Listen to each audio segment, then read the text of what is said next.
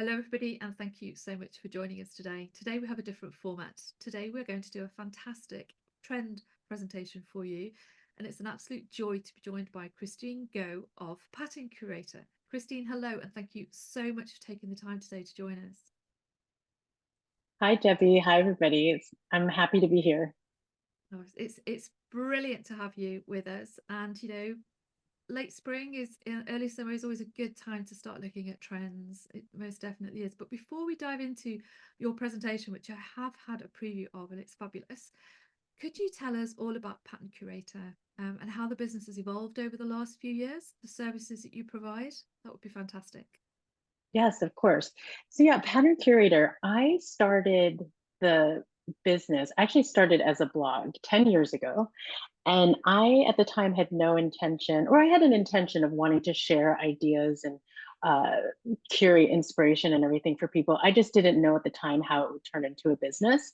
Um, Fast forward 10 years from now, or 10 years from when I started, now it's a full-blown design service, concept service, where I work with clients in really developing different types of trend relevant ideas as it pertains to color, print, and pattern. So there's a reason I really focus in on that niche.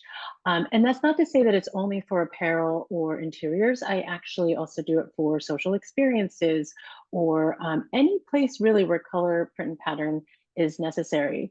I even do the trend forums for Paris Print Textile Show. And really the services that I offer is, like I said, working one-on-one with clients. I also have a trend service, a trend subscription service. And that I also have it, so it is, it's very visually inspiring. I have a really strong point of view of taking data and information that's, let's say, more analytic and putting it in a very visual, visceral experience. So I do have the trend service. And then part of it too is, like I said, it was very design and concept heavy. And part of it, I also have a print and pattern background. So, I was developing concepts, capsules of prints. And then what ended up happening is that, client, like I did get more clients. I also had more designers that got involved. And so just collectively, we started designing print and pattern. And then the print studio naturally evolved into Go Design Studio. Interesting, that actually is pretty new. It started in January this year, 2024.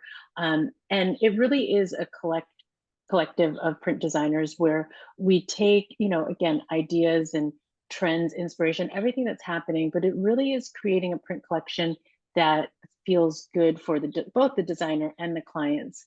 And yeah, so that's a little bit about Pattern Curator and now Go Design Studio. It's great. It's great. I have followed your storyboards and your mood boards for years, way before we ever met. And they have been a source of inspiration when I was designing myself years ago too. You have an incredible eye for color. Mm. You really do. Just the way you pull the whole thing together and also that never overcrowded. There's always just the absolute balance of inspiration in your mood boards. I love them. I love them. So I guess now is a really great time to dive into your trend presentation, which is a treat for all of us. So I'm going to go through spring, summer 25 and fall, winter 25, 26 trend highlights.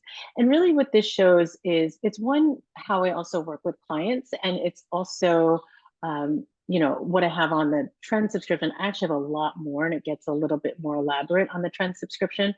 And even with that, there's different levels, because some people don't need all of this content, but I think it's just really good to look at. And like I said, I keep everything very visually inspiring. One thing I think is really important when looking at trends is also to not only look at visually what's happening, but also to consider, socioeconomic things that are happening in the world, consumer behaviors, things like technology, AI, and you'll see it in the presentation as well. And one thing I think is interesting is a lot of times we talk about data, like past data, like what happened in the past. And given the way that our world is right now, where it is completely accessible, that's great. But I think also as designers and creatives, we have a gift of seeing the white space, right? So we see everything that's happened before, and then we could also see potentially what's going to happen next. The other thing I think is very important for creatives and designers, especially, is to know that yes, data is important and it's there, but a lot of the ideas that we might see or may develop, it hasn't happened yet. So there will always be a little bit of that I like to call it tension. And I mean it tension as in like, okay, what happened in the past and what happened in the future. That being said, that's why I do keep everything very visual. And so I'm going to kick us off then with the first trend. And so this is the macro trend, spring, summer 2025. And just overarching, generally, I do share major, like about like 3 major themes. And then also I highlight how it shows up in active. And the thing is with atmospheric refraction is that there is a very scientific literal meaning to this where the light deviates. When it crosses the atmosphere, it basically changes shape, and think about like stars twinkling, that type of thing. But really, when you think about this trend inspiration, so this one is like a study of how things can appear one way, whether it's this blurry, hazy effect of light. It could be very shimmery, ethereal, cosmic, and especially for print and pattern, right? And this is part of the reason why I really dive in only on color, print, and pattern, because this really affects anything. Like this could really be any type of product. But really in the realm of color, print, and pattern, like think, dye effects, ombres, gestures, doing layered brush strokes, different effects. And then even with color, it's not necessarily only pastel, and it's not really meant to be super light. It can be, but really you're looking at, different light exposures, like different layers of, darkness with lightness. And, it is creating some sort of atmosphere or mood. But again, depending on the product or what it is that you're designing, it really is looking at different ways of how you could create an effect that feels like light, just light passing through. And also at any time, Debbie, just you can chime in if you have any questions or if you want to. I think it's lovely, and I think it kind of Yeah. reflects modern mood as well, doesn't it? That kind of that layering of photography and florals and all of those transit things that affects all of our lives at the moment, especially with, that kind of nod to AI and regenerative design as well, mixing it all together, which creates something that, as you say here, is so beautiful and so translucent. It's lovely. Absolutely, which I think is a perfect segue into the next macro trend, which is augmented agility. You And like hadn't you rehearsed said, that. no, that was so perfect. Great. And it really is, the interesting thing is with augmented agility, it is where we're getting so used to AI, and we're starting to get used to seeing artificial colors, right? Like it becomes part of our second nature. And the thing is that's interesting is we also merge that with what's happening in nature.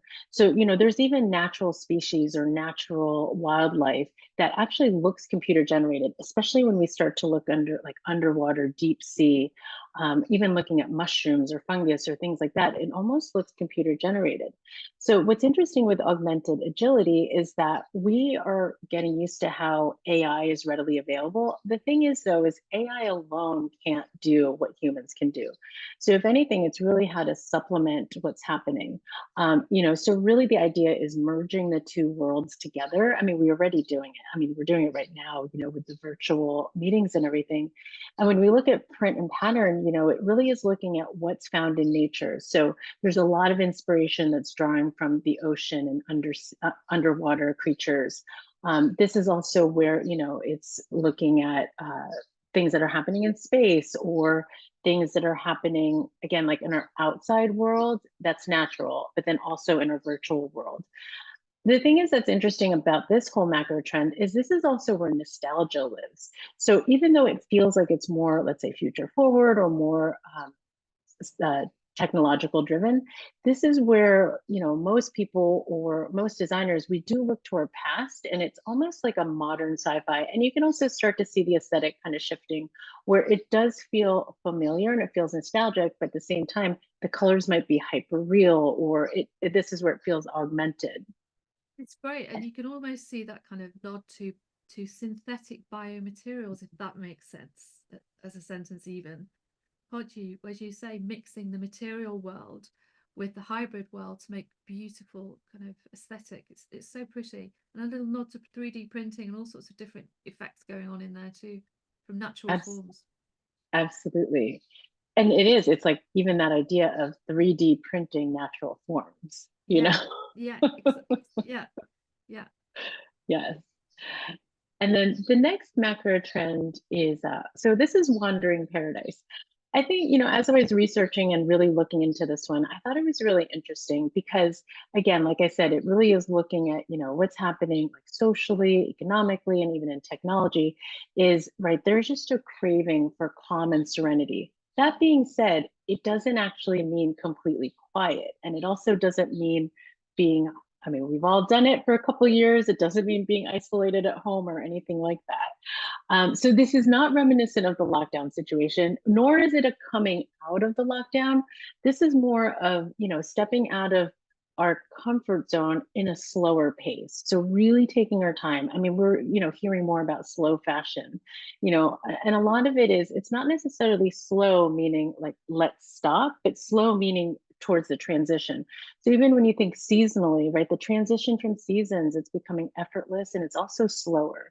So, if you think about like slow fashion, or if you think about how we go from spring to summer to fall to winter, there isn't a major shift. And, and it's intentional. I think it's also, it's creating your own paradise. A lot of it is the whole idea of wandering is that you're not just like, okay, this is my goal, this is the direction where I'm going to. There is a little bit of experimenting and kind of taking, again, what we appreciate, what we see, and taking all those bits and pieces and really creating something that is calm and serene in this type of way. The other thing too is because there is a nod, especially to techniques and different traditional textile techniques and ideas from certain cultures. But the idea, right? It's not appropriating, and it's mostly like appreciating. And if anything, it's taking inspiration, but like little pieces of it to create again your own wandering paradise. It's almost like material mindfulness, Mm. isn't it? Just Y- stopping to pause and to really appreciate all of those tactile elements that we have in our daily lives and be selective about them. Yes, absolutely. Which Beautiful, is beautiful. what I'll touch on that too, especially for fall, because it's interesting because it's just something that we're looking for again as a society.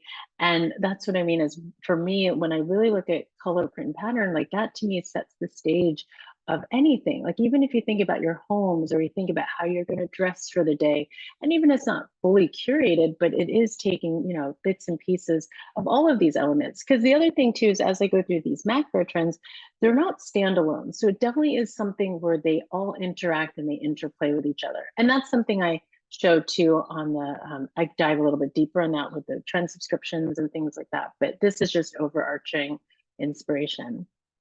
The next thing too is for active. So it's interesting with active. I always think of it, it's adjacent to what's happening, I would say, in trend and fashion. It's not something that's separate and it's different.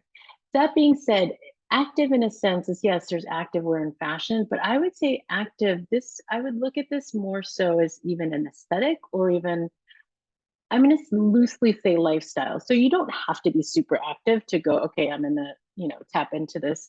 But really, the whole active, it's more so about like that, especially for spring, summer, is really about the high vibrations. It's the high energy side of everything that I just spoke about. So you could see, there is this like atmospheric refraction that's happening. Again, that play on natural and synthetic. And again, creating that wandering paradise. A lot of it too is that this is, it's experimental and it's bright. And I would say there's been a moment of a lot of optimism, like looking for optimism. This is a little bit different where there is optimism, but now it's just more about like high voltage and high energy. Great. Seeing all of those kind of elements of coordination too over on the right here, where you've got the surfboard and the outfit to match, that kind of hyper personalization mixed in all of here is lovely. Absolutely. And then, so, this is a little bit diving in. And then these are the mood boards. And, again, so for me, whenever I develop the mood boards, so that beginning part where I was saying, those are the macro trends, that's what's happening. To me, it's like whittling down. So once you go through the trends, then it becomes like, okay, this is how the mood boards really come together or how the concepts. So the first one I have here too is like ethereal pastels. So you could see that, yes, it is pastel, but still there's, it's a little bit deeper, richer. We can look at supernatural brights and again, looking at the range of color. And this is where, you have a little bit of nature and a little bit of, artificial intelligence. Retro beach is another one, which, we're starting to see it, but this is really where now you're taking the idea of retro beach, but almost like synthesizing what we knew from the past and then refined bohemian. So this is where, again, it's taking little elements and pieces and maybe it's really honing in on technique. It could be a woodblock technique, but let's say the motif is completely different or it's completely, your own. And again, the type of paradise or serenity or calm that you're really looking for. It's interesting the refined bohemian trend as well, isn't it? Because we see that here in Europe too, that kind of quest for artisan skills as Mhm. a form of sustainability. Yeah. Going back to nature, going back to the past to recreate something that's comfortable for the future. Absolutely. And I think that's important too to note is that, you are seeing it. And these are things that we are seeing now. And it is something that is going to continuously evolve. And then it's this refinement. And that's what I mean, where it's the slow, like it's a little bit slower, the transitions are slower. That being said, there's still plenty of opportunity to create, something exciting and something new. I like to look at it, it's more customizable and it's more personalized depending on, your project, your brand, but it really is, to me, this is where, again, that interaction of natural and AI and the balance of, data and inspiration. And then next, I'm going to jump right into, so fall, winter 25, 26. So it's interesting. This is quiet contrast. And so it is, an evolution of everything that I've just spoken about. We're hearing terms like, slow fashion, slow luxury. Quiet luxury, I know, was one that, especially in the print world, it was like, oh no, what does this mean? Does this mean no prints? But really, I would say that this is where it becomes a little bit more deliberate and thought out. So this is where, you were saying where we're looking at the artisan crafts, the details, structures. I do believe this is where it comes in, where this is where the human expertise, I would say, would balance out with AI, because you do need some sort of, history or understanding of textile design or actual textile construction in order to morph it and in order to create something new. But really, yes, this is the one I'm personally drawn to, because you could still have also like high contrast colors, like your deep, rich, charcoals against your ivories, but it really is a quiet, deliberate contrast. Very, very much about texture as well. So it kind of intimates it, jacquards and dobbies and beautiful weaves as well, doesn't it? Bringing all of that, as you say, quiet luxury into it all. Really, it's very touchy-feely with Mhm. accents of print. It's beautiful, and the huge fibers, gorgeous fibers in here as well, and beautiful surfaces. Yes, absolutely. And then the next macro, so this is interesting, contemporary heritage. It's a twist on, again, what we all know to be, heritage or anything. I guess it could be like it's preppy inspired. There's also the resurgence of the original Gossip Girl, that whole aesthetic. And so that's the other thing too, I'm going to say about all these trends is it's also multi-generational. So, we talk about like Gen Z and millennials and this, and it is, it's interesting because again, this is what I mean with trends looking at everything socially, is that this all touches every generation just in a different way. And so that's part of the reason too, again, why I do keep it very visual, because depending on, let's say, your aesthetic or what you're trying to design or trying to create, it will touch on it in some way. And so the idea of contemporary heritage, it is, it's paying homage to what you or the designer sees as timeless.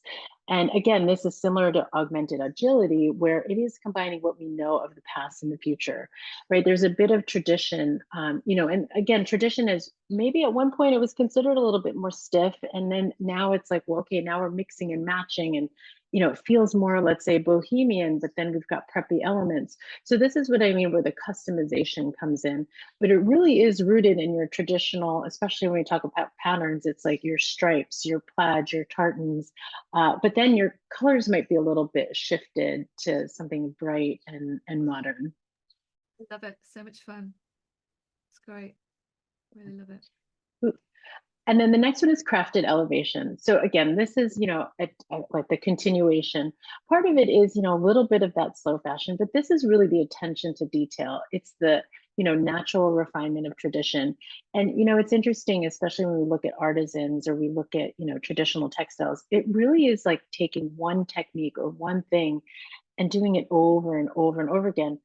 in a way where it's telling a story of where you're from or your experiences or what you do. And so this is a whole crafted elevation. And the other thing too is that it's pulling from nature. So you're looking at nature's canvas. And just like nature changes, and I love this for fall because color changes in the fall months in certain parts of in the world, and then even in other parts of the world where they don't, let's say, shift into darker, deeper colors, it shifts. It could be, it's bright, it could be brighter. And so this is where it's really taking it and elevating what we know as, craftsmanship, as natural refinement of tradition, the attention to detail. One of the things I've noticed here in Europe, again in the print industry as well, is the upsurge of additive manufacturing.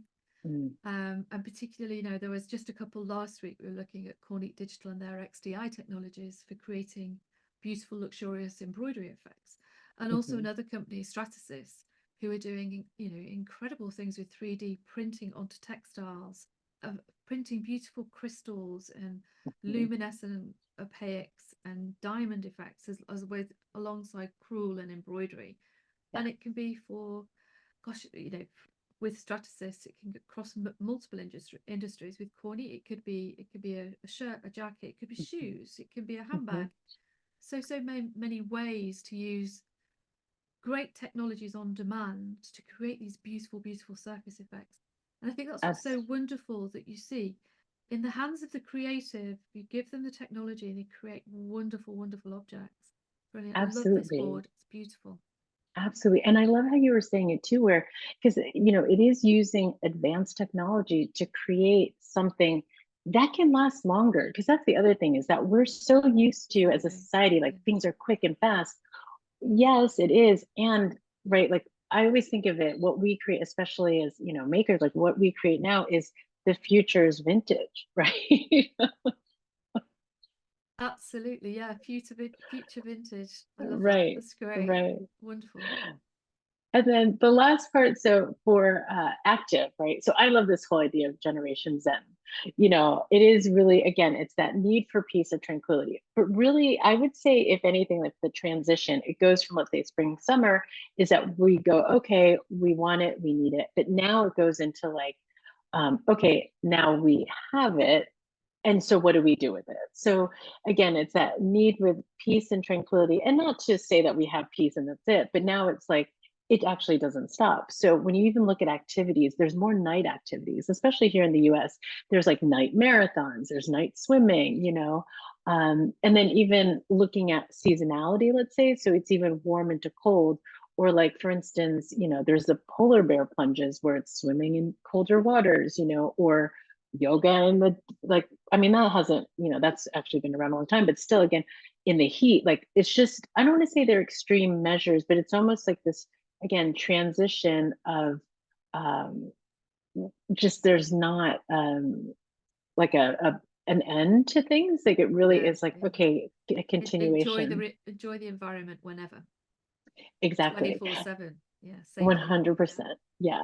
And there's no standing still, even though it's like we want it, but yet it's like the stillness is in the motion. So that's the Generation Zen. And then for the mood boards, again, how to, take it all and, let's say, conceptually, or how to create ideas. So society row, and plein air, off the grid, and tranquil state is, there are different ways to basically take everything and create it into your own. And those are my highlights for for spring, summer 25, and fall, winter 25, 26. I think those are absolutely wonderful. Thank you so much for sharing those with us, Kristine. It's brilliant. What kind of products do you see those moving across? What product groups, which markets? I do see it in all markets, to be honest with you. I do see it in, apparel. I would say apparel. I would say women's wear, men's, kids, apparel, shoes. I mean, even beauty products, especially color beauty products. And, like I said, I really started diving into social experiences. I think it's interesting how food and drink play into how we live. I think it influences that, even, like, I would say, especially looking at Generation Zen, or even the quiet contrast, there's a whole influence towards like mocktails or, still being social and also how do you better yourself type of thing. Um, but yeah, I see it in everything. There's a lot of health and energy in all of those storyboards as well, isn't there?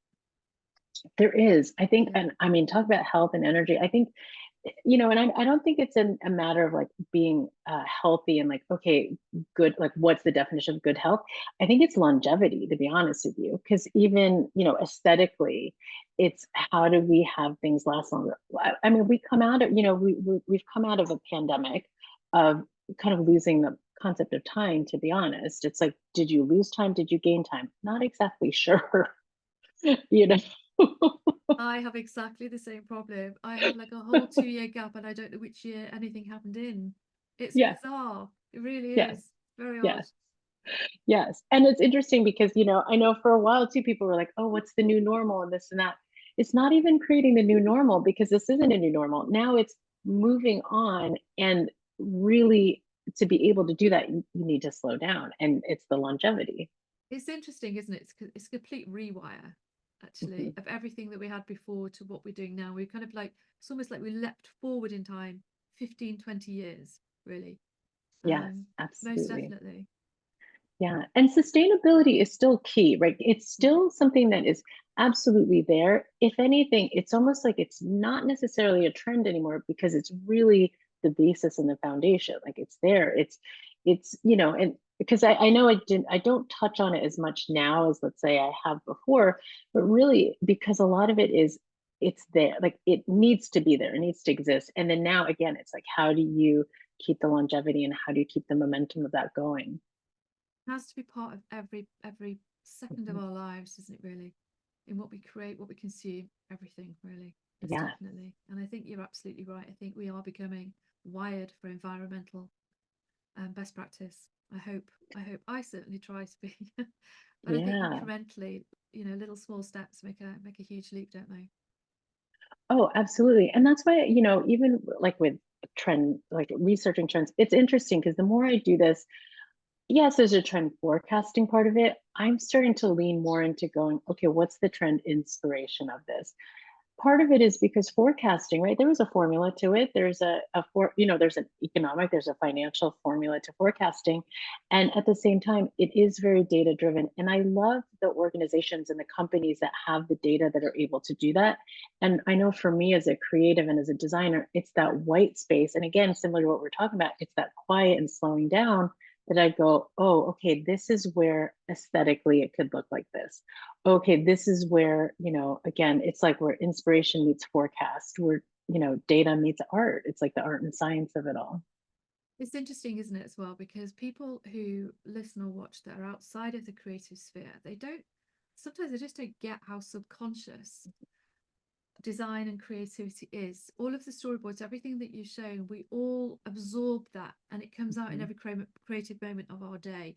That's what the heartbeat is of a creative commercial designer, creating Mhm. products that are good circular now as well, and using the right Mhm. materials for the marketplace, but at the end of the day are both environmentally efficient and profitable for the people that they are created for. There's a whole lot to the job description of a designer, I think, now moving forward. Oh, It's definitely absolutely. grown. Yeah, Yes, there needs to be this connection of creativity and commerce. definitely. Yeah, Yeah. yeah. Oh, Kristine, thank you so much. Thank you. We'll make sure that all of the contact details for you are in the show notes. Yeah, this has been an absolute treat for our viewers. So thank you so much for joining and for taking the time and bearing with a few technical issues as well, but we got there in the end. Oh, thank you. I know, same. I mean, that's today. That's this day and age. It is, yep. We've all learned to pivot, haven't we? Absolutely. It's great. Kristine, have a lovely day, evening Thank here in the you. UK, and take care, and we'll speak soon. You too. Thank you. Thank you.